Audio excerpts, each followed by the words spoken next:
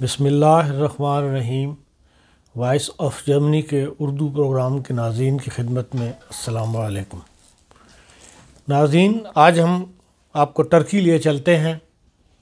اور وہاں پر جاری ایک خاص مقدمے کی سماعت سے متعلق آپ کو کچھ انفارمیشن جو ہے وہ دیں گے۔ ترکی کے صدر طیب اردگان جو ہیں انہوں نے اپنے ملک کو بڑی ترقی دی ہے، اس میں کوئی شک نہیں، اور یورپ کے ساتھ بھی ان کے تعلقات جو ہیں وہ ایک خصوصی نوعیت کے چلے آ رہے ہیں، اور طیب اردگان صاحب کی بھی خواہش تھی کہ بھئی وہ یورپی یونین میں داخل ہو جائیں، اس لیے انہوں نے کافی کلوز ریلیشن شپ جو ہے وہ یورپی یونین کے ساتھ قائم کیے تھے، اور اس میں کوئی شک نہیں کہ ان کا جی ڈی پی بھی یورپی یونین کے بہت سے ممالک سے بہتر ہے۔ پھر یہ ہے کہ ان کی فی کس آمدنی جو ہے وہ بھی یورپی ممالک کے بعض ممالک سے بہتر ہے، لیکن اس کے باوجود یورپی یونین نے ان کو یورپی یونین میں شامل نہیں کیا، جس کی وجہ سے یورپی یونین اور ان کے درمیان اب کچھ عرصے سے ایک کھچاؤ کی کیفیت جو ہے وہ چل رہی ہے، اور انہوں نے بھی یہ ریئلائز کر لیا کہ یہ ہمیں مسلمان ملک ہونے کی وجہ سے شاید ہمیں یورپی یونین میں نہیں آنے دے رہے۔ لیکن کیونکہ بہت بڑی تعداد ٹرکش کی 3.5 ملین جرمنی میں یہاں رہتے ہیں، اس لیے جرمنی کے ساتھ ان کے ریلیشن شپ جو ہے وہ باقی ممالک کی نسبت بہت بہتر ہے۔ انجلا میرکل نے بھی جو اسائلم سیکر مہاجرین کو روکنے کے لیے ان کے ساتھ جو معاہدہ کیا، اس میں انہوں نے ترکی کو بہت بڑی رقم جو ہے وہ پیش کی، تاکہ کیونکہ آنے والوں کا رش جو ہے وہ زیادہ جرمنی کی طرف ہی آتا ہے، اس لیے انہوں نے وہ ایک معاہدہ کر کے ان کو بہت بڑی رقم دی تھی، اور بعد میں کیونکہ طیب اردگان صاحب اس پر قائم نہیں رہے اور وہ رقم بھی گئی، تو اس لیے اس کے بعد سے ایک پہلا کھچاؤ جو تھا جرمنی کے ساتھ ان کا یہ پیدا ہوا۔ پھر جو لیبیا کی جنگ تھی اس کے اندر انہوں نے جو یورپین یونین چاہتی تھی اس کا ساتھ نہیں دیا، انہوں نے اپنی پالیسی لے کے چلے، اس کے اندر بھی پھر ایک دوسرا کھچاؤ کی کیفیت پیدا ہوئی، اور اب ایک تیسرا معاملہ جو ہے وہ وہاں کی جو ایک پرانی میوزیم ہے اس کو مسجد میں تبدیل کرنے کے معاملے میں جو یورپ کے کان کھڑے ہوئے ہیں۔ اصل میں تو کل جمعرات کے روز جو ہے ترکی کی جو بڑی ایڈمنسٹریشن کورٹ ہے، ترکی کی سب سے بڑی ایڈمنسٹریشن کورٹ، اسے کہتے ہیں کونسل آف اسٹیٹ، اس میں اس مقدمے کی ابتدا ہوئی ہے، جس میں پوری دنیا جو ہے، عیسائی دنیا جس میں چرچ اور سیاسی حکومتیں بھی شامل ہیں، اس کو مقدمے نے ان کو اپنی طرف متوجہ کیا ہے۔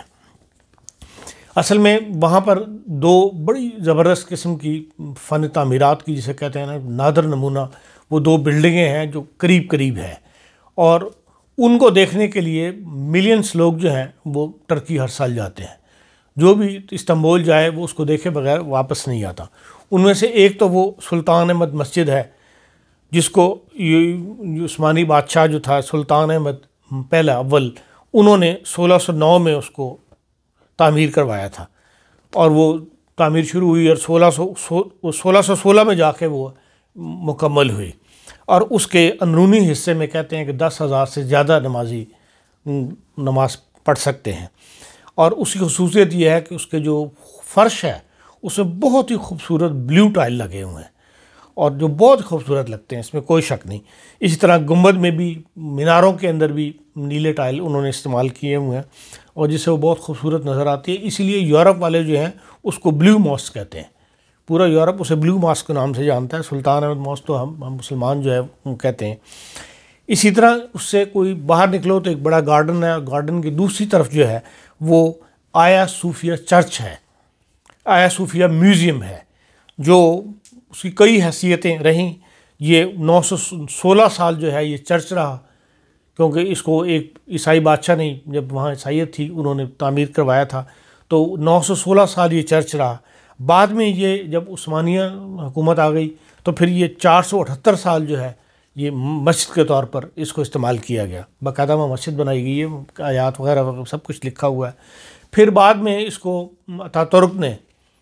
اس کو میوزیم بنا دیا تھا، اور اب یہ 85 سال سے جو ہے میوزیم چلا آ رہا ہے۔ آج بھی اس کی حیثیت جو ہے اب بھی اس وقت میوزیم کی ہے، جس میں ملینس لوگ آ کے اس کو دیکھتے ہیں، لمبی لمبی لائنیں وہاں پہ لگتی ہیں ٹکٹ خریدنے کے لیے، جبکہ مسجد احمد سلطان کو دیکھنا فری ہے، وہاں ہر وقت آپ جا سکتے ہیں، نفل پڑھ سکتے ہیں، اور اس کو دیکھنے کے لیے صوفیہ بلڈنگ کو جو ہے وہ ٹکٹ لگا ہوا ہے، لیکن دنیا خرچتی ہے اور کئی میل کی لمبی لائن ہوتی ہے اس کو دیکھنے کے لیے۔ اب یہ جو ہے اس کی خصوصیت یہ ہے کہ 1500 سال پرانی بلڈنگ ہے، اور اس کی چھت پر بہت بڑا گنبد ہے،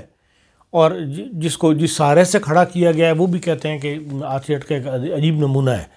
کہ بھئی اس زمانے میں بھی اتنی ترقی کر گئی تھی کہ انہوں نے اس کو اس طریقے سے کھڑا کر لیا گیا،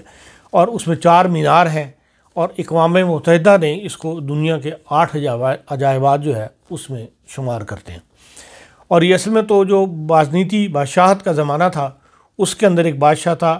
یوسطینی دی گریک، انہوں نے اس کو 6 صدی میں تعمیر کیا تھا، اور جس نے 1 اگست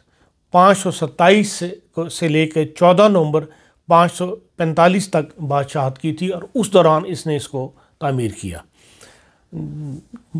اس کی بلڈنگ کا سنگ بنیاد جو ہے وہ 23 فروری 532 کو رکھا گیا، اور 27 دسمبر 537 کو یہ جا کے بلڈنگ مکمل ہوئی تھی، اور اس زمانے میں یہ دنیا کی سب سے بڑی بلڈنگ کہلاتی تھی، اور اس میں 140 ٹن گولڈ استعمال ہوا ہے، اور 10,000 مزدوروں نے اس کی تعمیر میں حصہ لیا تھا۔ مئی 330 میں جب قسطنطین دی گریٹ بادشاہ بنا تو اس نے اس شہر کو نیا نام دیا، جس کو آج ہم استنبول کہتے ہیں۔ اس کو اس زمانے میں جو ہے وہ نوا روما کہتے تھے، اس لیے کہ یہ عیسائیت کا بڑا مرکز بن گیا تھا، اور بلکہ روم سے ادھر کی طرف جو رخ ہے وہ عیسائیت کا زیادہ تھا۔ اور جب 337 میں وہ فوت ہو گیا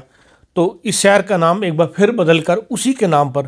قسطنطین اوپر رکھ دیا گیا، اور یہ نام جو ہے پھر 1453 تک رہا۔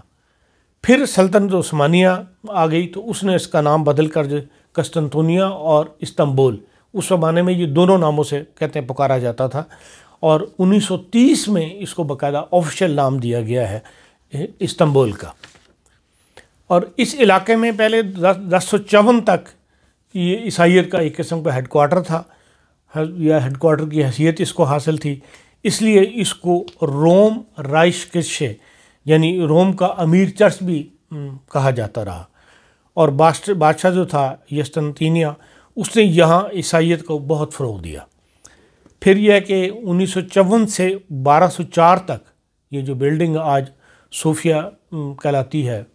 اس کا میوزیم کے نام پہ، اس میں آرتھوڈوکس چرچ والے جو تھے انہوں نے کیا نام اس کا قبضے میں رہی یہ بلڈنگ۔ پھر یہ 1204 سے لے کے 1261 تک کیتھولک چرچ والے آ گئے، ان کے زیر انتظام میں تھی۔ پھر یہ ہے کہ 1261 سے لے کے 1453 تک جو ہے یہ آرتھوڈکس گریک چرچ کے قبضے میں چلی گئی، وہ اس کے مالک بن گئے۔ پھر یہ ہے کہ بھئی سلطنت عثمانیہ آ گئی تو انہوں نے یہ اس کو فتح کرنے کے بعد اس علاقے کو، تو پھر اس کو جو ہے مسجد کا نام مسجد بنا دیا، اور پھر یہ 1453 سے لے کر 1931 تک تو جو ہے مسجد کے طور پر یہ بلڈنگ استعمال ہوتی رہی۔ اور باقاعدہ اس کے اندر جیسے میں نے کہا کہ قرآنی آیات وغیرہ لکھی ہوئی ہیں، لیکن یہ ہے کہ بلڈنگ کے اندر بہت بڑی بلڈنگ ہے، تو اس میں بعض حصے ایسے بھی ہیں جس میں عیسائی چرچ کے بھی آثار جو ہے وہ آپ کو مل جاتے ہیں۔ پھر یہ ہے کہ 1931 کے بعد جو ہے جب اس میں پھر یہ متنازع رہی کہ عیسائیوں اور مسلمانوں کے درمیان، تو پھر یہ 1935 میں اس کو ترک نے اس کو میوزیم کا درجہ دے دیا تھا کہ بھئی آج کے بعد یہ میوزیم ہوگا، اور اس سے لے کے اب تک یہ میوزیم ہی ہے کے طور پر اس کو استعمال کیا جا رہا ہے، یہ میوزیم ہی مانا جاتا ہے دنیا میں۔ لیکن یہ ہے کہ بھئی اب جسٹس اینڈ ڈیولپمنٹ پارٹی جو ہے طیب اردگان کی، انہوں نے کچھ عرصے سے 2-1 سال سے یہ مسئلہ اٹھایا تھا کہ اس کو ہم واپس جو ہے مسجد کی حیثیت میں تبدیل کر دیں گے۔ تو دنیا پہلے تو یہی سمجھتی تھی کہ صرف بیان بازی ہے، لیکن یہ ہے کہ اس پہ ترکی کے اندر سے ایک ایسا رد عمل اٹھتا رہا ہے کہ جس کی وجہ سے انہوں نے اتنا بڑا اقدام جو ہے نہیں اٹھایا تھا۔ لیکن اب یہ ہے کہ انہوں نے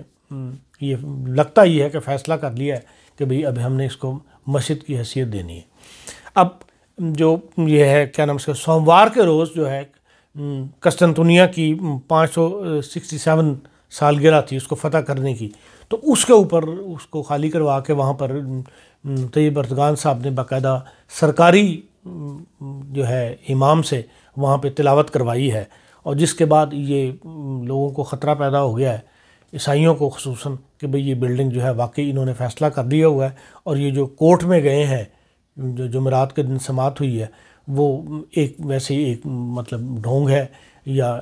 حکومت یہ فیصلہ کر چکی ہے کہ اس کو اس میں تبدیل کر لے گی۔ جی اس کے اوپر بھی ہے کہ بہت زیادہ رد عمل بھی سامنے آیا ہے، 300 ملین آرتھوڈکس نے بہت پروٹیسٹ کیا ہے، اور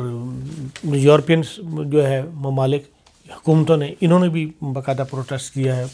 ترکی کے ساتھ کہ بھئی آپ یہ قدم نہ اٹھائیں، لیکن کورٹ نے یہ کہا ہے کہ ہم 15 دن کے اندر جو ہے اس کا فیصلہ کر دیں گے،